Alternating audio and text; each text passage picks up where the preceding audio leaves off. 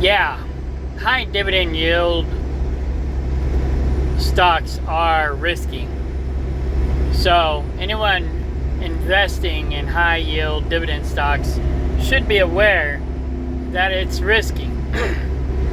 I don't worry about it because if they cut the dividend and the dividend yield goes down, I just invest less. I got a formula that basically I match the percentage with dollars. So if it pays 20%, I throw in 20 bucks. Now, I used to do it in a way where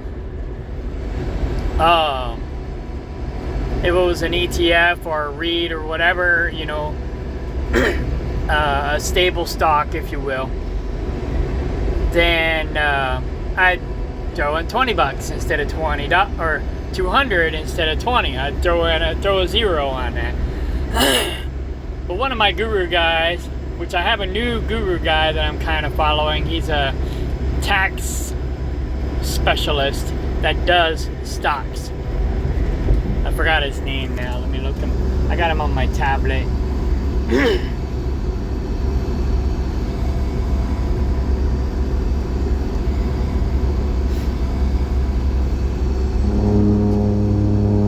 So I can find my history. How do I do that?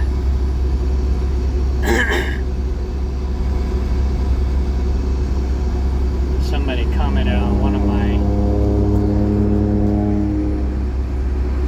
Oh no, that's not a comment. That's an upload. Why are the cops locking back there to something? I don't know. Anyways, let's see. Oh, here we go. Profile. Here he is. Clear value tax. So check out that guy, Clear Value Tax. He's really good at explaining some of the stuff. Anyway, so there's a few variables to look at, and like the Clear Value Tax guy says, there's different strategies for different methods. So dividend investors have a different strategy and different methods to investing than, say, day traders and whatnot. So,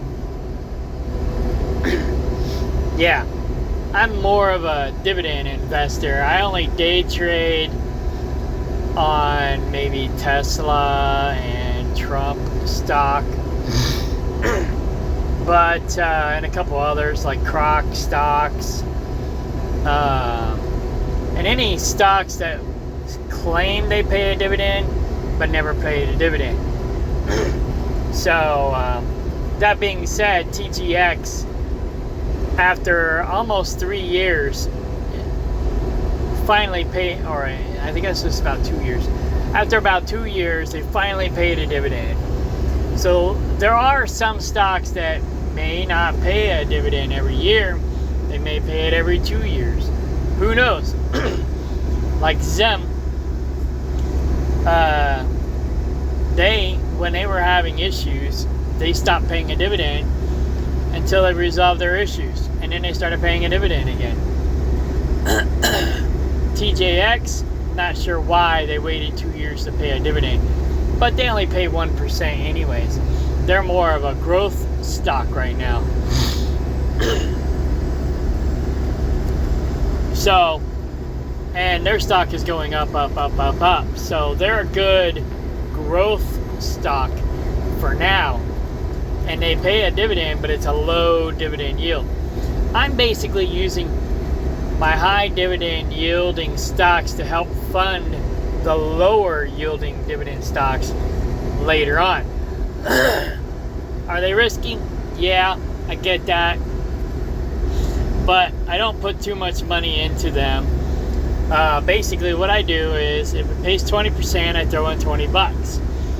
Now, instead of doing my old formula, I've got a new formula where I look at the 5-year growth. If they have a good, stable 5-year growth, then I'll throw a 0 on that, whether it's an ETF or a regular stock. Later, when I got more time and more money, and I start investing more, then I'll start looking at earnings per share and the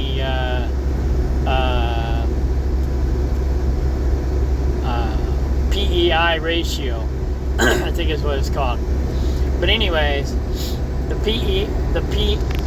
hang on, let me go back. Let's go over here.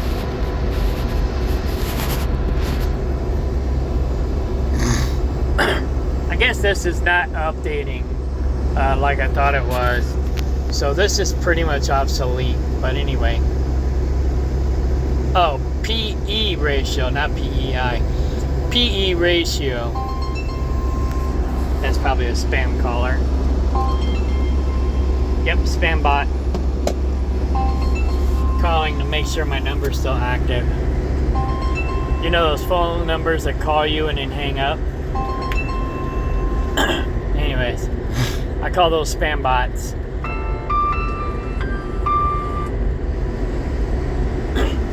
Anyway.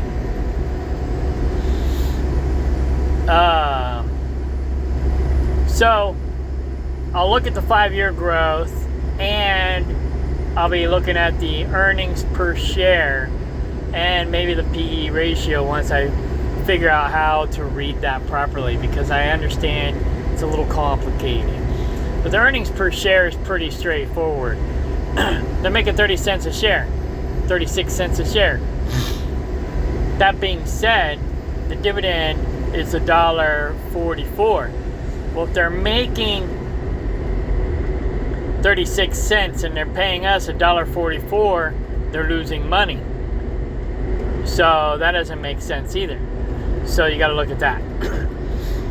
But anyway, so I don't really worry too much about dividend cuts, because like I said, if they lower the yield, I just lower my investment. As the stock goes up, the yield will go down. As the stock goes down, the yield will go up. And that's the only reason, that's the main reason why I look at the yield. Because it's a little easier than judging, how much, watching the stock and saying, oh, the stock is up, oh, the stock is down, oh, the stock is up, oh, the stock is down. And not really worrying about whether or not the stock is going up or down. Because when the stock goes down, the yield goes up, and so then that tells me, oh, put more money in. So say it's 20% normally, and the stock goes down, now it's 25%, I'll throw in $25. Stock goes up, it's now 15% yield, I'll throw in $15. Because then, that way, I'm putting in less money when the stock is up and more money when the stock is down. So I'm making money on the cash value side as well. So I'm inadvertently treating it like a day trade, but mostly focusing on the dividends. And that's why I focus on the yield, because it's not that I'm actually focusing on the yield stocks. I'm investing in everything. So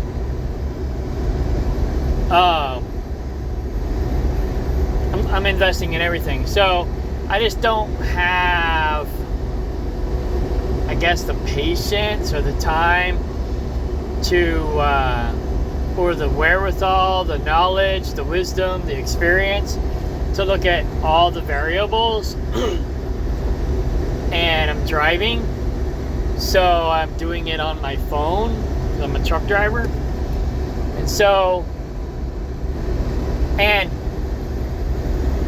the stuff kind of makes me sleepy. So it's like, I can only do so much of it while I'm driving.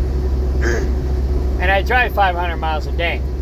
So it's like I can't do this all day, because then I get bored and I get tired, because it's kind of boring. It was exciting at first, but now it's not so exciting anymore. So I gotta be careful for, distraction reasons, fatigue reasons, whatnot. If the weather's fine, the roads are straight, there's very little traffic, then it's not a big deal. But the problem is I do it too long, I start to get fatigued, and then I feel like I gotta pull over and take a power nap, or drink an energy drink, or take an energy herb, or quit doing what I'm doing and do something else, like turn on Metallica or some kind of heavy rock rap music. That usually is what keeps me awake. Jamming down the highway. But anyway,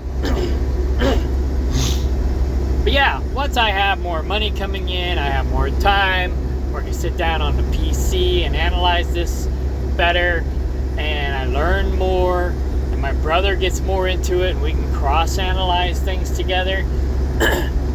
That's kind of the reason why I got my dad into this, because my dad's like a super analytical, and I can pick his brain. I basically have another researcher on my team. But my dad passed away, and he had a lot of anxiety, so he didn't work out too well as far as a team player. And he was overanalyzing it, so it didn't quite work out according to plan. And then he ended up cashing everything out, and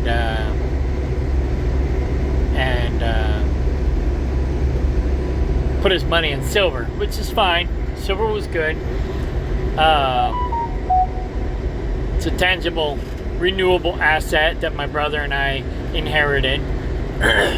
But nonetheless,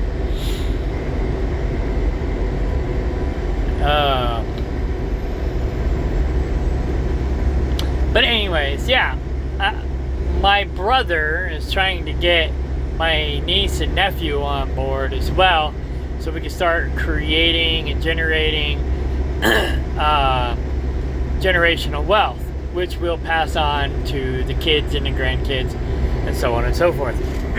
Now, I don't think my kids are going to be seeing any of it, but they'll be included if they choose to be a part of the operation, and so on and so forth. But anyhow,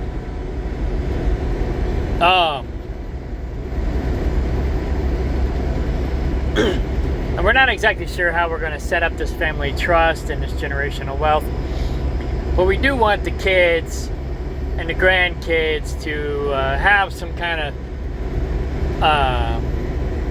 passive income coming in. And so what I'm probably going to do, with my brother's consent, is allow them to withdraw and split amongst themselves 1% of the dividends that are coming in, and then the rest has to be reinvested.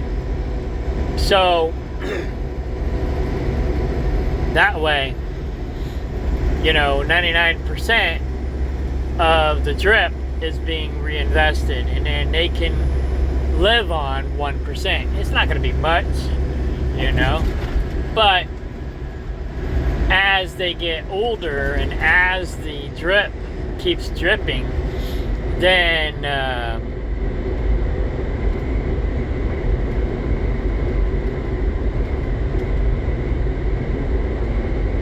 I learned today too what drip means, and I forgot. Dividend, reinvestment, something. But anyways, as they get older and the drip gets bigger, then their 1% will get bigger. But and then if they choose to put more money in, great. If not, well, whatever. But I would encourage them to have their own portfolios on the side to put their own money in so they can increase their own personal wealth. And then when they retire, have it roll over, or when they pass away, have it roll over into our investments so that their offspring will get the 1% of the drip. And then go from there. And then, of course, their offspring will have their own investments that they will invest in on the side as well. We're not really sure how we're going to set it up, but that's potentially maybe how we're going to set it up. But anyways, high yield dividend growers getting too risky.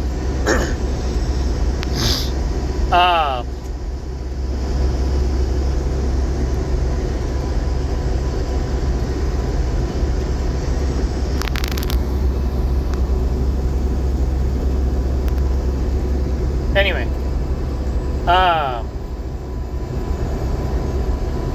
dividend.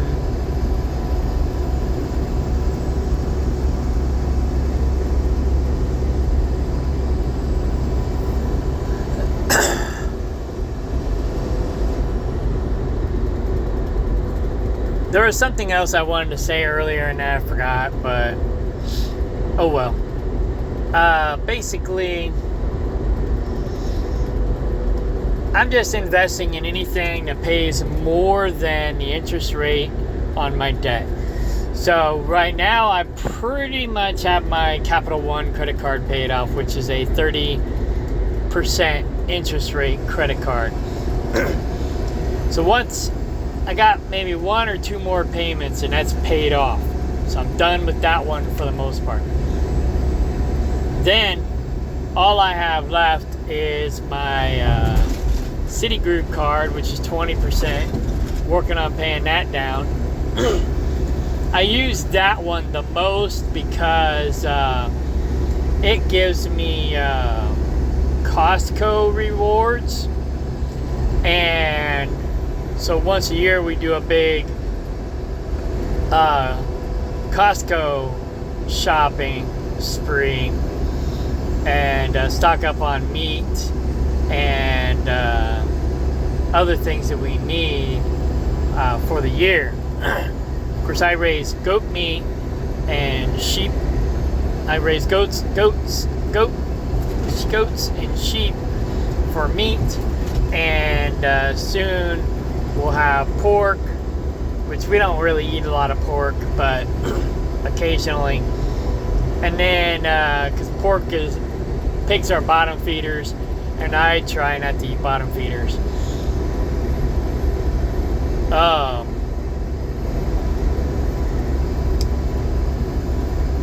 We have chickens, we have guinea fowl, which I've yet to eat guinea fowl, but I would like to try it.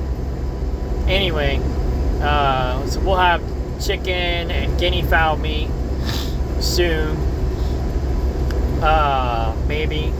And then, but yeah, so I use my Costco credit card, Citigroup credit card the most now to get points so that I could use it for groceries later. But I try not to let it get carried away. So what I do with my credit cards is I just do my auto renewals on the credit card. So, like my phone bill, it renews every month. So instead of having it come out of the checking account and worrying about bounce check fees, I put it on the credit card. And that way, it comes out when it comes out. And then when I get paid, boom, I pay the credit card. No big deal. However, I did end up getting carried away. And I started doing that with my Capital One card, but now I'm doing that. I've started moving everything over to my Citigroup card.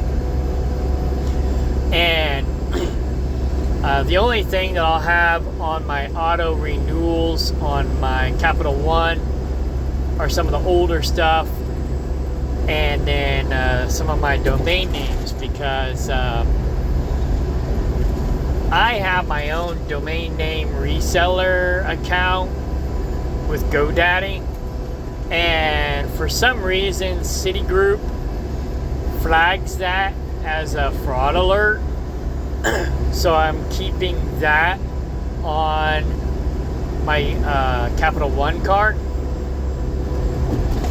and then I got a couple other auto renewals on there, but everything else is pretty much on the Citigroup card. Now it has a lower interest rate, and once I get it paid down, like the Capital One card, when I get paid weekly, then I will pay that off. So once I get that paid off, then I'll have my pickup truck, which is only 14% interest rate. I say only because in comparison to the credit cards, it's not that bad. And then after that, once I get that paid off, all I have is the interest rate on my mortgage, which I'm working on having another mortgage. I got my second mortgage paid off. So I have one mortgage for my 15 acres, and my girlfriend and I are buying another 30 acres together. So I'll have that mortgage as well. But that property is mostly going to be for my girlfriend to do her livestock and whatnot on. I got my 15 acres, so I'm going to keep focusing on investing my livestock there until I have overstock. Then I'll start moving them to the 30 acres. But she's mostly going to do the pigs and the fowl at the 30 acres. I'm doing the sheep and goats at the 15 acres. Then I have another property, which is an investment property. We were living there, but now that we're getting this new place, if we get the new place, we're still working on some red tape drama stuff, but it looks like we're not quite on the home stretch. We're on like the we're working on third base, if you will, but we're getting closer. We're getting closer. So yeah, once that's said and done, then I can finish getting my investment property up to par and start making some money off that. It won't make me a lot of money, but it could potentially make me $1,200 a month. But I own it free and clear, so I have no mortgage against it at all. And that being said, I'm thinking about potentially using it as collateral for this current mortgage if I have to. So I may or may not have a mortgage against it or not. I don't know. We'll see what happens.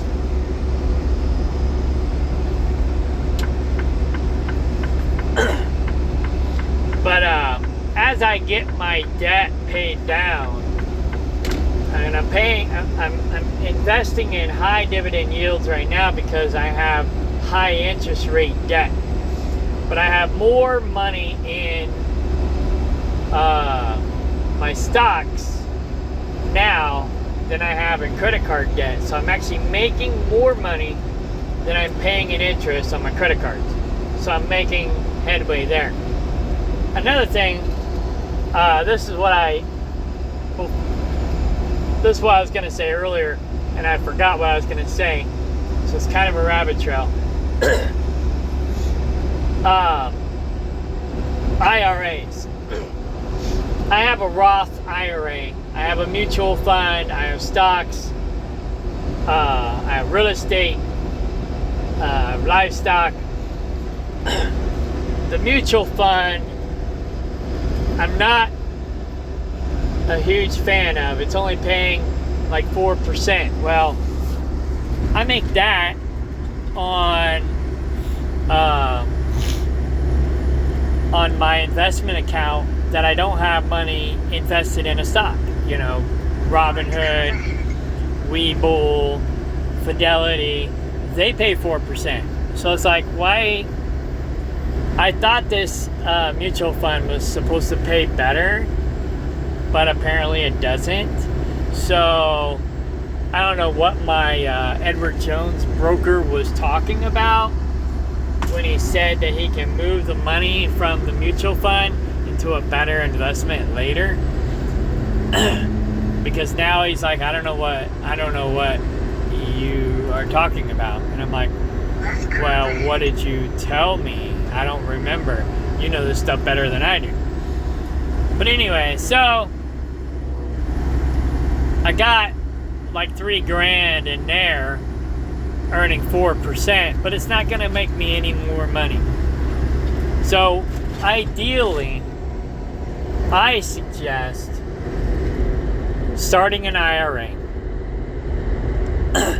And now with the IRA, you can only put in up to like $5,000 or $6,000 a year. But you can't touch that money till you're like 60.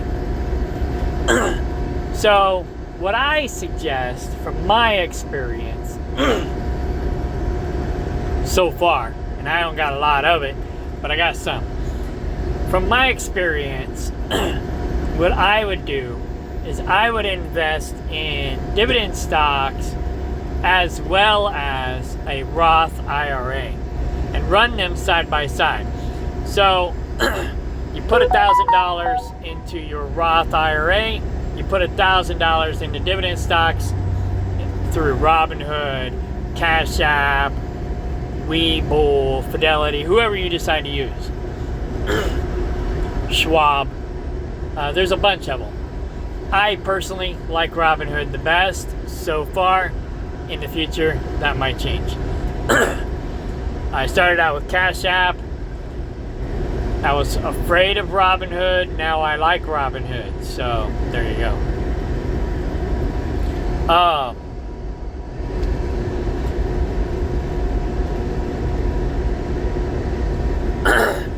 So I would invest in those two things the most, neck and neck. As you're putting money, say you put $100 a month into your Roth IRA, put $100 a month into dividend stocks, whether it's ETFs, REITs, other dividend stocks, it doesn't matter. Whatever tweets your Twitter. So, that's what I would do, knowing what I now know.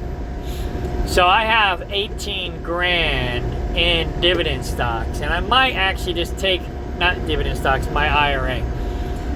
And I might go ahead and just take all that money from the mutual fund and roll it over into the IRA. Then I'll have like 21,000 in the IRA. So now I'm working on getting my personal investments, my personal dividend stocks up to match my IRA. Now my IRA is making about 30% return on my investment right now, which is better than what I'm doing on my own. That being said, that's not all dividend stocks. So I'm $5,000 behind right now on my own personal investments. So technically 10, because I'm going to probably roll that mutual fund over into my IRA. And then just stick to these two programs. Just investing in anything that pays more than the interest rate on my debt. At the same time investing in my IRA, which is paying me 30%, where this is paying me 20%. So I'll make more on the IRA, and the IRA is tax-free, where this I have to pay taxes on. But this is giving me a dividend income of $2,500, almost $2,600 every year. Where the other one I can't touch until I'm 60. So you see where I'm going with that? This is money you could be making today that you can physically use today to pay bills, to use as an emergency fund, or to reinvest. Reinvest in this or reinvest into your IRA. So that's what I would do. You know,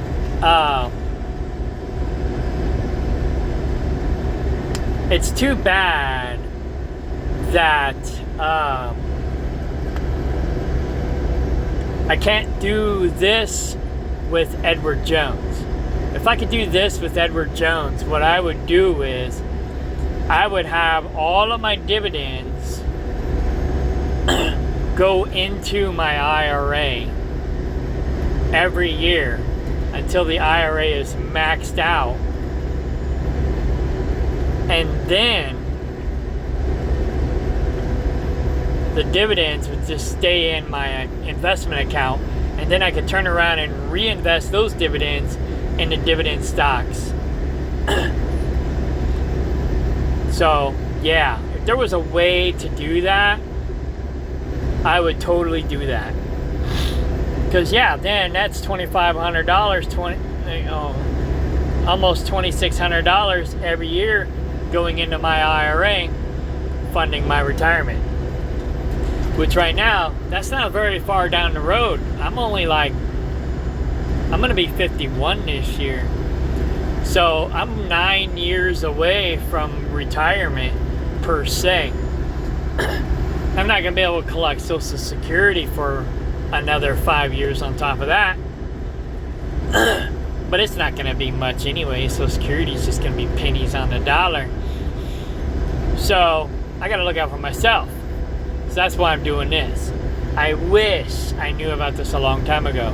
I would not have wasted all the money that I invested in other worthless investments. I mean, yeah, I did get knowledge, I did get experience, blah, blah, blah. But my knowledge and experience says I wish I would have known this a long time ago.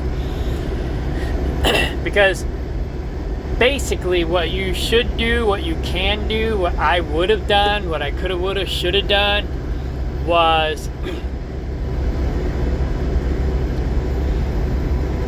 work as hard as I can, invest as much money into my dividend stocks and my IRA as possible. Then, once I get my dividends up to where they're supporting me, and I don't have to work, then I can work to support an idea to make more money. You know, so say I wanted to start my own IT business, which I did. You know, but I don't want to touch my dividend money. I'm living on that. I go get a job to get me the money to invest in my business. And then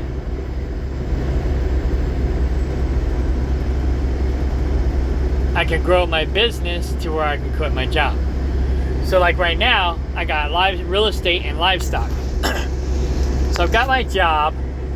I'm investing as much into my dividend stocks and my IRA as much as I possibly can. Once this is supporting me and replaces my income, then I will put all that money into real estate and livestock. And then that'll be my side hustle. Because I really, I got a tree trimming business. I'm getting older. I really don't want to be doing tree business. I don't love it. I'm good at it, but I don't love it.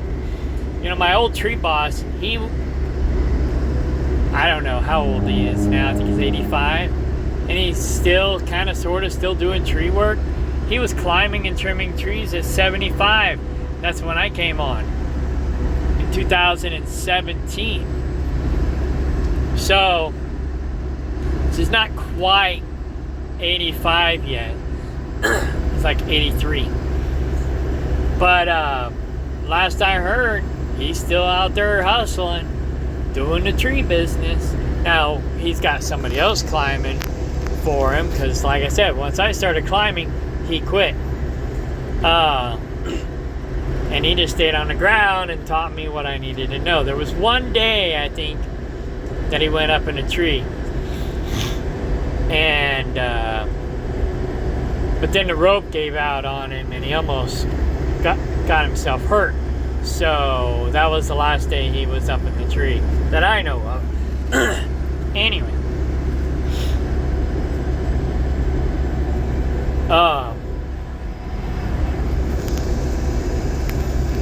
But yeah, I don't want to be doing that till I'm 75, 80 years old. I do enjoy the animals. I do enjoy my livestock. And basically, there's not really a lot of money in farming. There should be. There should be more money in farming because those people feed us every day. You know, we need them. We survive. We thrive on good, healthy food. We should pay them better. But anyway, I'm mostly doing it for my own health reasons. to get better food. I'm tired of all the garbage in our food, our drink, our air, you know, just in our environment. And that's the only reason. That's one of the main reasons I voted for Trump, was because Kennedy was on the Trump team, and I wanted to vote for Kennedy because Kennedy wanted to make America healthy again.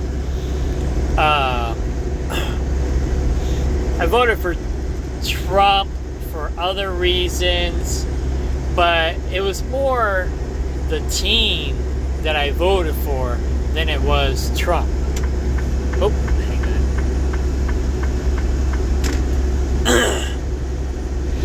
on. So, anyway, I liked his team better than I did the other team. The other team was a joke. But then again, I thought Trump was a joke when he first ran for president, you know. I thought Trump was just a distraction to get Hillary in office. And then Trump won. I was like, wait a minute, what's going on here?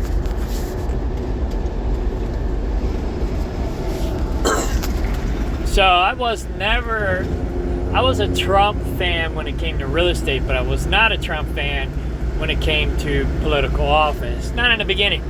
Now, I don't know. I don't know where I stand on that. I voted for him, but I can't say that I'm like a diehard MAGA. Well, I am MAGA because I do want to make America great again. I do want to make America healthy again. But I'm not a diehard Trump fan. So, anyways, that's my politics. But anyway, I got off on a rabbit trail and now I forgot where I was going with that. But basically, if I was my nephew, who I'm trying to educate this to, not my niece and nephew that my brother's trying to get on board to run the estate. They're the more responsible ones. I'm trying to get my youngest nephew on board with learning this stuff because I thought, you know, now is a good time. He's only 16. It's like, you need to learn this now. If I knew this when I was your age, my life would be different right now. You know, I'd be rich. I'd be retired.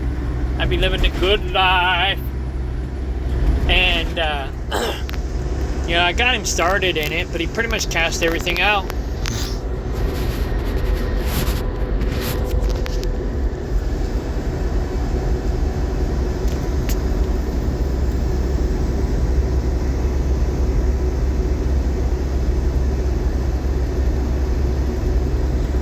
looked at his account in quite a while because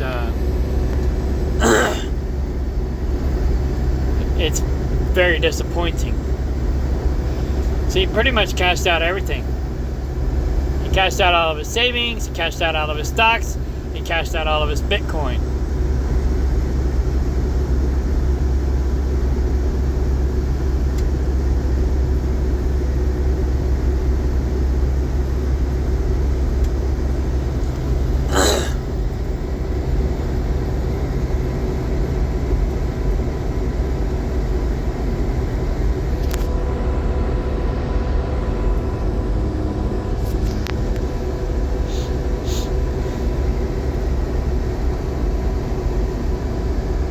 I don't know what that's all about, but anyways.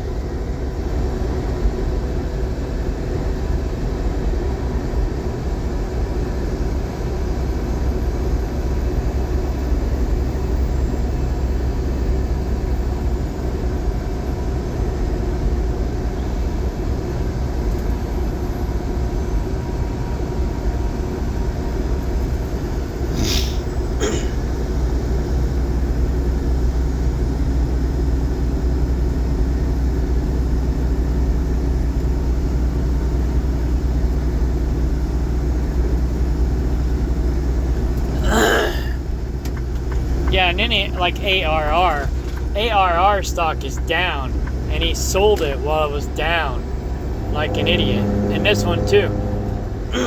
It's like he's making decent money on it, but he cashed it out because he wanted to spend it.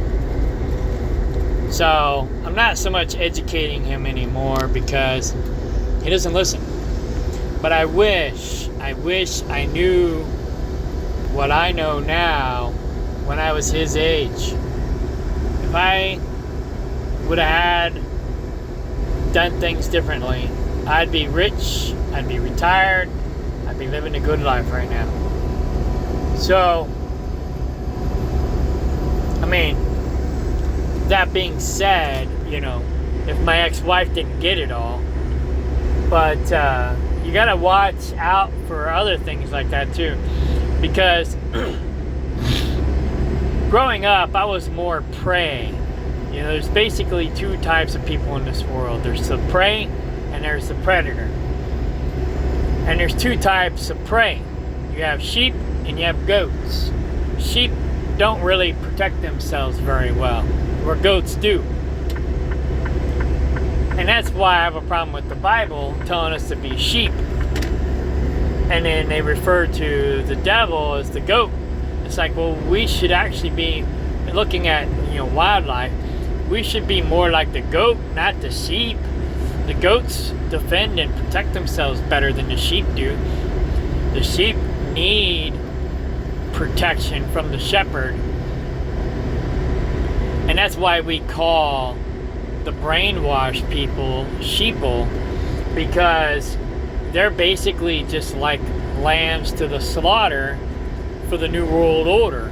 And they call Trump the goat because he's bucking the New World Order. So they say. We don't know if he's really bucking the New World Order or if he's secretly in bed with them. We don't know. But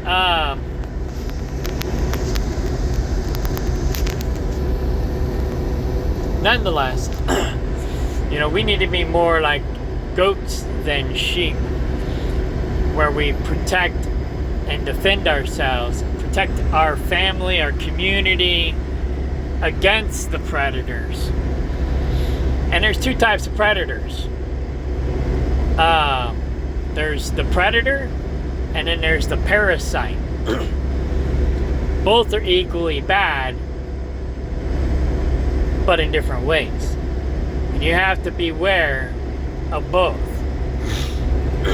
So, anyway, I used to be more of a victim. I used to be more like the sheep. Now, I've become more like the goat. I'm learning to be more like the goat. And the goat is more parasite resistant, and the goat is more able to defend itself from the predators. where the sheep are more prone to dying from predators and parasites.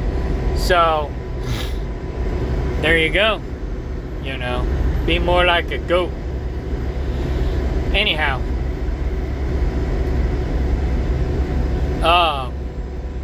so even if I knew all this stuff when I was younger, I may have lost a lot of it because of predators and parasites, but I still would have been better off than I am now, because I had predators and parasites take what I've already earned as it is now, but I would have that knowledge and that experience to make that money back better, quicker, faster, you know, whatever, more efficiently. Now I'm learning how to do all this stuff, and this is really the way to go. You want to be an investor, and then one, the tax rates are lower, and two, the benefits are better. So invest as much money as you possibly can in the stocks and your Roth IRA, and then take that money that you're making from your stock investments and put that money into real estate. If you don't want to do real estate, then keep reinvesting it into stocks. Then, and your IRA. Then, once you got enough money to where you can live on it, then start investing that money into a side hustle or whatever. Do whatever you want to do. You know, if you want to run a business, you want to start a business, you want to, you know, whatever. That's when I would start investing in a business, is after you get your dividends up to where they replace your income, and then start trying to hustle and trying to make more money on the side. So you've got this residual income coming in. So if you lose money in the business, it's not a big deal, because you still have this passive income over here with the dividend stocks and your IRA when you retire. So you're not worried about losing money in a business. You know, I mean, you don't want to lose money in a business, but you're not as worried. It doesn't hurt you as bad. So that's what I would do, knowing what I know now. Invest as much money in the stock market, dividend stocks, IRA, then real estate, and then another side hustle if that's what you want to do. But anyways, I guess that's it for now. Party on.